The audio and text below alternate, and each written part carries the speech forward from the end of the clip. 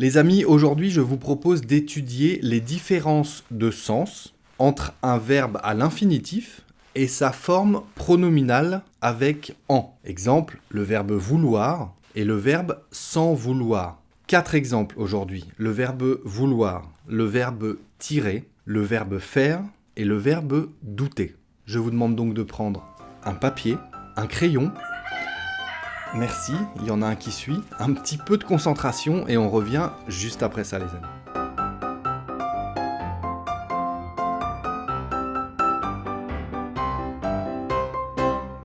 Bonjour à tous et bienvenue sur le Français by Alex. Si on ne se connaît pas encore, je m'appelle donc Alex. J'ai créé cette chaîne pour vous aider à avoir l'air français en parlant, pour vous apporter des astuces pour mieux parler français comme un Français de France en tout cas. Si le sujet vous intéresse, pensez à vous abonner à la chaîne et à cliquer sur la petite cloche à côté pour recevoir une notification à chaque nouvelle parution. Ceux qui en ont besoin, pensez à activer les sous-titres.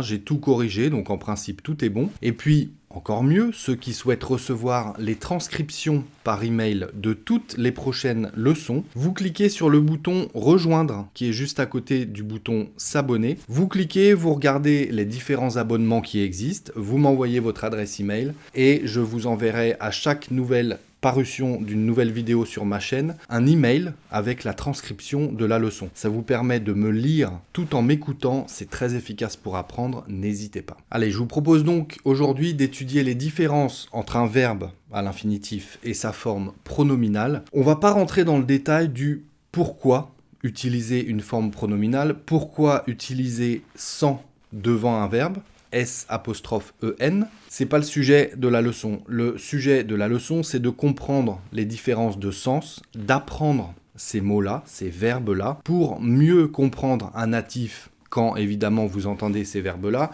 mais surtout ne pas confondre les deux sens qui, en l'occurrence, n'ont absolument rien à voir avec ces 4 exemples. On commence tout de suite par le premier. Je vous l'ai dit tout à l'heure, le verbe vouloir. Vouloir, qu'est-ce que ça veut dire ? Ça veut dire avoir l'intention, la volonté de faire quelque chose. Ça veut dire aussi désirer ou souhaiter.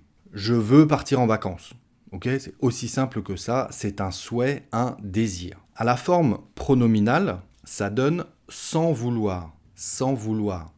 Et là, ça veut dire se reprocher quelque chose, regretter amèrement son propre comportement. Ok ? Regretter son propre comportement. Donc on va dire, elle s'en veut de lui avoir parlé comme ça. Alors quand on conjugue, évidemment, ça donne je m'en veux de lui avoir parlé comme ça, tu t'en veux de lui avoir parlé comme ça, il, elle s'en veut de lui avoir parlé comme ça, nous nous en voulons de lui avoir parlé comme ça, vous vous en voulez, et ils s'en veulent de lui avoir parlé comme ça. Donc, rien à voir au niveau des deux sens. Le premier, vouloir, on l'a vu, c'est désirer, souhaiter, avoir l'intention, la volonté de faire quelque chose. Et à la forme pronominale avec en, ça donne sans vouloir, et là, ça veut donc dire se reprocher quelque chose, regretter amèrement son propre comportement. Un deuxième exemple où les deux verbes n'ont absolument rien à voir au niveau des définitions. Le verbe tirer.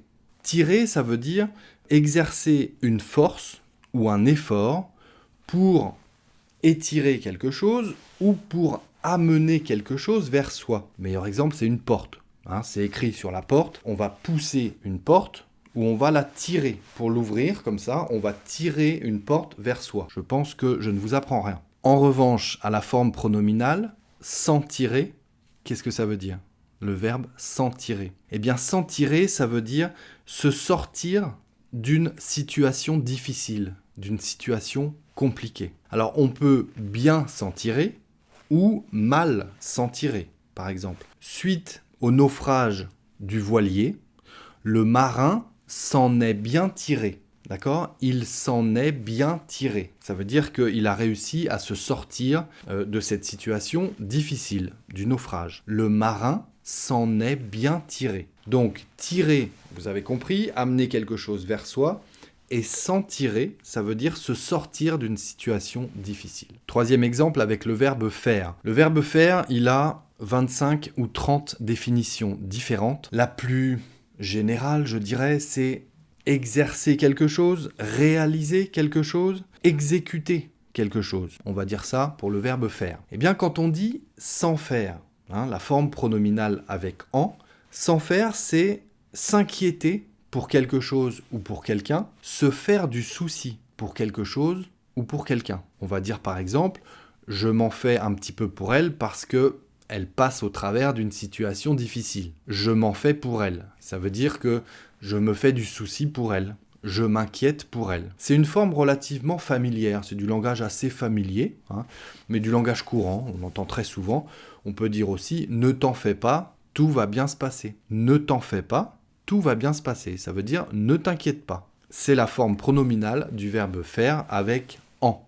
Et notre quatrième exemple qui est un petit peu vicieux, je dirais, le verbe douter. Douter à l'infinitif, ça veut dire ne pas être sûr de quelque chose ou de quelqu'un et être dans l'incertitude. Quand on doute, c'est qu'on n'est pas sûr de quelque chose, on est dans l'incertitude. Eh bien, à la forme pronominale avec « en », ça veut dire presque exactement l'inverse. Si on dit par exemple « je m'en doute »,« je m'en doute », à l'infinitif, la forme pronominale avec « en », c'est « sans douter ». Donc si je conjugue, ça donne « je m'en doute »,« tu t'en doutes »,« il, elle s'en doute »,« nous, nous en doutons », vous, vous en doutez, il, elle, s'en doute. Donc si on dit sans douter, ça veut dire savoir quelque chose, évidemment, en être sûr. Si vous répondez à quelqu'un en disant je m'en doute, ça veut dire évidemment, je sais, c'est évident, je m'en doute, ou bien je m'en doutais.